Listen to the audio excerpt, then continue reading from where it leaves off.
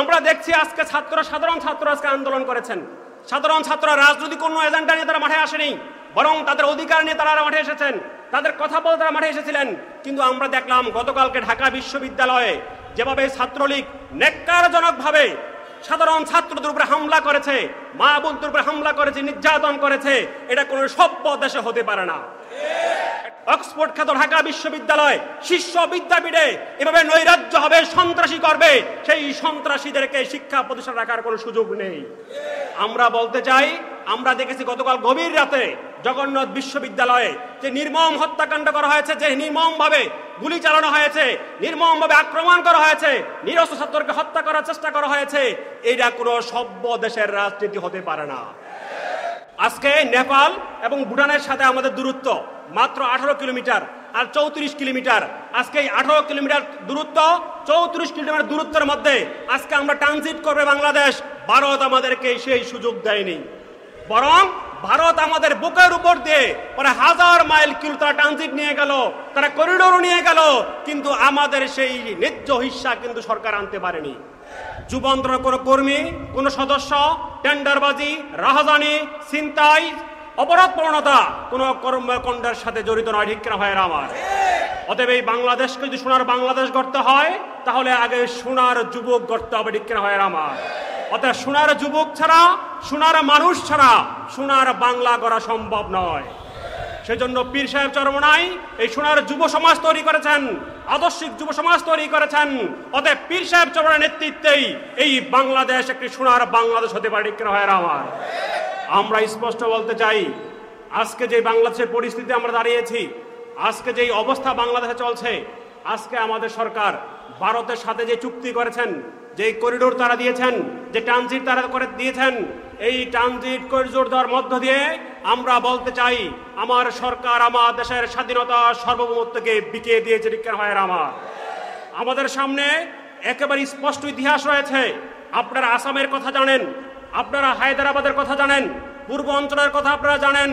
এই সমস্ত অঞ্চলগুলো ব্রিটিশ আমলেও একটি শাসিত রাষ্ট্র ছিল, একটি স্বাধীন রাষ্ট্র ছিল, যেই দেশের মধ্যে সরকার ছিল, যেই দেশের মধ্যে আলাদা মুদ্রা ছিল, আলাদা ভাষা ছিল, আলাদা রাষ্ট্র কাঠামো ছিল, আলাদা পুলিশ ছিল, আলাদা সেনাবাহিনী ছিল।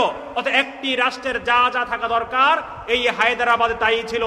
কিন্তু ইতিহাসের গহিনীতে আমরা দেখছি 47-এর পরে 48-এ এসে এই হায়দ্রাবাদ নামক ভূখণ্ডটি আজকে পৃথিবীর মানচিত্র থেকে হারিয়ে গেছে। ঠিক কিনা ভাইয়েরা আমার? আমরা তখন শঙ্কিত হই যখন আমার দেশে করিডোর দেওয়ার নামে, ট্রানজিটের নামে ভারতের সাথে গোলামির চুক্তি করে, তখন আমরা শঙ্কিত হই। আমাদের স্বাধীনতা নিয়ে, আমাদের সার্বভৌমত্ব নিয়ে আমরা শঙ্কিত না হয় আমরা পারি না। আমরা স্পষ্ট বলতে চাই, আজকে হায়দ্রাবাদের পরিণত হওয়ার কারণ কি ছিল? মূল কারণ ছিল হায়দ্রাবাদ ওই সময় এসে ভারতীয় তৎকালীন সরকাররা, ভারতকালীন যারা ক্ষমতায় ছিলেন, তারা হায়দ্রাবাদের মধ্যে তাদের রাষ্ট্রপক্ষ বিরোধী পক্ষের মধ্যে এমন দাঙ্গামা শুরু করেছিল, এমন অশান্তি সৃষ্টি করেছিল। সেই হাঙ্গামা দাঙ্গামার মধ্য দিয়ে তৎকালীন ভারতীয়রা হায়দ্রাবাদের মধ্যে সেনাবাহিনী প্রেরণ করেছিলেন শান্তি রক্ষার জন্য, পরিস্থিতি নিয়ন্ত্রণ করার জন্য। ইতিহাস প্রমাণ করে সেই সেনাবাহিনী আসার মধ্য দিয়ে কার্যত তারা হায়দ্রাবাদকে তারা দখল করেছিল। আজকে তারা যে ট্রানজিটের নামে, আজকে করিডোরের নামে তারা আজকে যে চুক্তি করেছে, এই চুক্তির মধ্য দিয়ে এই দেশের স্বাধীনতা সার্বভৌমত্ব আজকে হুমকির মুখে পড়ছে। আজকে বাংলাদেশের পরিস্থিতি আপনি লক্ষ্য করেছেন, আজকে দেশের মধ্যে সরকার দল, বিরোধী দল, ভিন্ন মতের রাজনৈতিক দলগুলোর উপরে যেভাবে নিপীড়ন করা হচ্ছে, যেভাবে জুলুম করা হচ্ছে, অন্যায় করা হচ্ছে, এভাবে একটি দেশকে আজকে যুদ্ধ ভাব তৈরি করেছেন। এই যুদ্ধ ভাব তৈরি করে দিয়ে, দাদাবাবুদেরকে খুশি করে দিয়ে আমার দেশকে দখল করার পায়তারা করছে ভারত। অতএব আমরা একজন বিবেকবান মানুষ হিসাবে, একজন আদর্শিক যুবক হিসাবে আমরা এই অপকর্ম কখনোই আমরা বরদাস্ত করতে পারি না। আজকে নেপাল এবং ভুটানের সাথে আমাদের দূরত্ব মাত্র 18 কিলোমিটার আর 34 কিলোমিটার। আজকে এই 18 কিলোমিটার দূরত্ব, 34 কিলোমিটার দূরত্বের মধ্যে আজকে আমরা ট্রানজিট করবে বাংলাদেশ। ভারত আমাদেরকে সেই সুযোগ দেয়নি, বরং ভারত আমাদের বুকের উপর দিয়ে প্রায় 1000 মাইল কিলো তারা ট্রানজিট নিয়ে গেল, তারা করিডোরও নিয়ে গেল, কিন্তু আমাদের সেই ন্যায্য হিস্সা কিন্তু সরকার আনতে পারেনি। শুধু তাই নয়, যে 10টি সমঝোতা করেছেন, চুক্তি করেছেন, আজকে ফারাক্কাবাদের কথা আপনারা জানেন, যে এই ফারাক্কাতে বর্ষার সিজন আসলে আমাদের উত্তরাঞ্চলে ভাবুনরা, উত্তরাঞ্চলে আমাদের জনগোষ্ঠী যারা আছেন তারা বন্যার পানিতে ডুবে মরে, আর খরার মৌসুমে তারা খরার মধ্যে তারা ফেটে পড়ে। এইভাবে আমাদের যেই ফারাক্কার যে ন্যায্য হিস্সা ছিল সেই হিস্সা আদায় করতে পারেনি।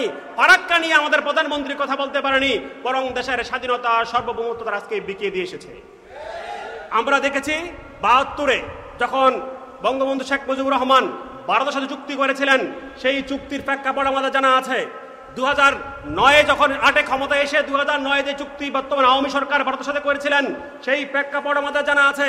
2018 নির্বাচন পাশ করার পরপরই 2019-এ এই ভারতের সাথে এই বর্তমান সরকার চুক্তি করেছিলেন। 2024-এ নির্বাচন শেষ করার পরপরই এখন আবার ভারতের সাথে তারা চুক্তি করলেন। এই চুক্তিগুলো প্রত্যেকটা চুক্তি প্রমাণ করে এই সরকারকে ভারতই ক্ষমতায় এনেছে।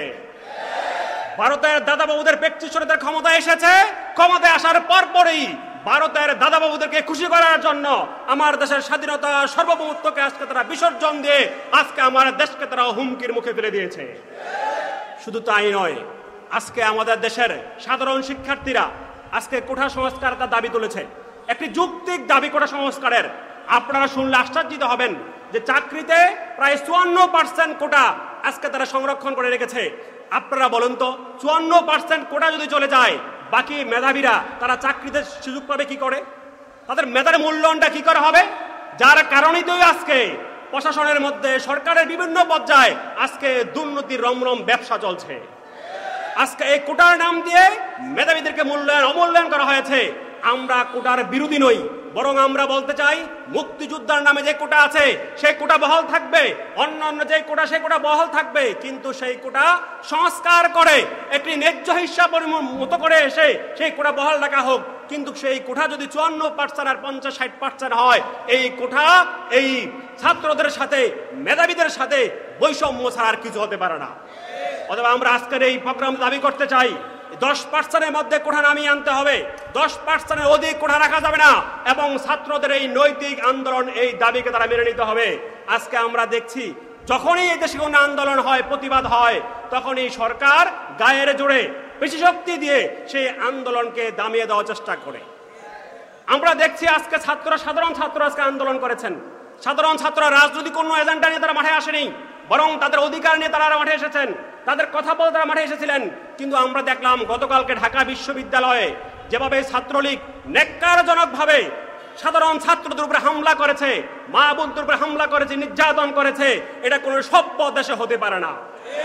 একটা বাচ্চার অক্সফোর্ড খ্যাত ঢাকা বিশ্ববিদ্যালয় শীর্ষ বিদ্যাপীঠে এভাবে নৈরাজ্য হবে, সন্ত্রাসী করবে, সেই সন্ত্রাসীদেরকে শিক্ষা প্রতিষ্ঠান রাখার কোনো সুযোগ নেই।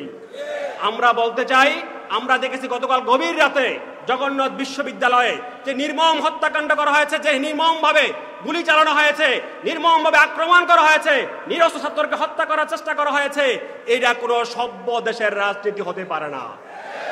আমরা স্পষ্ট বলতে চাই, আপনাদের সরকার যদি আপনি মনে করে থাকেন গায়ের জোরে নিজের পেশি বলে প্রশাসনকে ব্যবহার করে রাষ্ট্রীয় ক্ষমতা কুক্ষিগত করবেন, আপনি মনে রাখবেন গাদ্দাফি 42 বছর পর্যন্ত ছিল।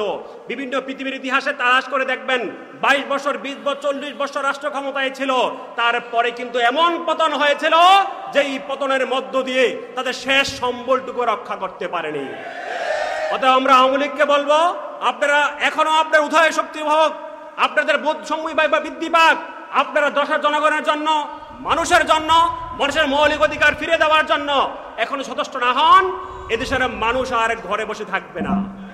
এদেশের মানুষ ৭১ স্বাধীন করেছিল রাষ্ট্র, ৭১ দেশ ভাগ করেছিল, যে দেশের মানুষ তার অধিকার আদায় করার জন্য রক্ত দিতে জানে, জীবন দিতে জানে, সেই মানুষ তাদের অধিকার ফিরে পাওয়ার জন্য প্রয়োজনে আবার ৭১-এর মতো যুদ্ধে জিতত হবে ইনশাআল্লাহ।